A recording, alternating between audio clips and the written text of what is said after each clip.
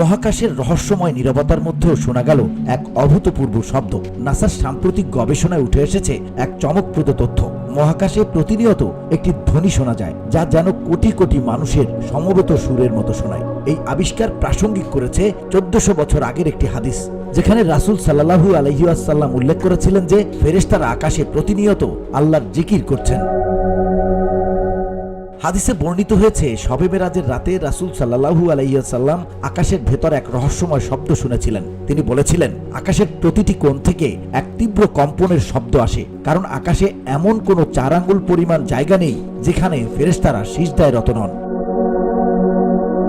অন্যদিকে বিজ্ঞানীদের মতে মহাকাশ একটি বায়ুশূন্য স্থান হওয়ায় সেখানে সাধারণত শব্দ শোনা সম্ভব নয়। কিন্তু নাসার গবেষণায় উঠে এসেছে, মহাকাশে বিদ্যমান বিভিন্ন কণা ও রেডিয়েশনের কম্পনের কারণে নিরবচ্ছিন্ন শব্দ উৎপন্ন হয়। এই শব্দগুলো ইলেকট্রোম্যাগনেটিক তরঙ্গ আকারে ছড়িয়ে পড়ে, যা অত্যাধুনিক যন্ত্রপাতির সাহায্যে রেকর্ড করা সম্ভব হয়েছে। নাসার hour universe is not silent এবং লিসেন টু দ্য ইউনিভার্স প্রকল্পে মহাকাশের শব্দ রেকর্ড করা হয়েছে। গবেষকদের মতে, মহাশূন্যে বিভিন্ন নক্ষত্র ও গ্রহের চৌম্বক ক্ষেত্র এবং রেডিয়েশনের কম্পন এই শব্দ তৈরি করে। তাদের মতে এই শব্দ এমনই রহস্যময় যে মনে হয় কোটি কোটি মানুষ একত্রে গ্রেগরিয়ান চ্যান্ট গাইছে। উল্লেখ্য, গ্রেগরিয়ান চ্যান্ট হল খ্রিস্টান ধর্মীয় সঙ্গীতের একটি রূপ, যা দলগতভাবে পরিবেশিত হয়।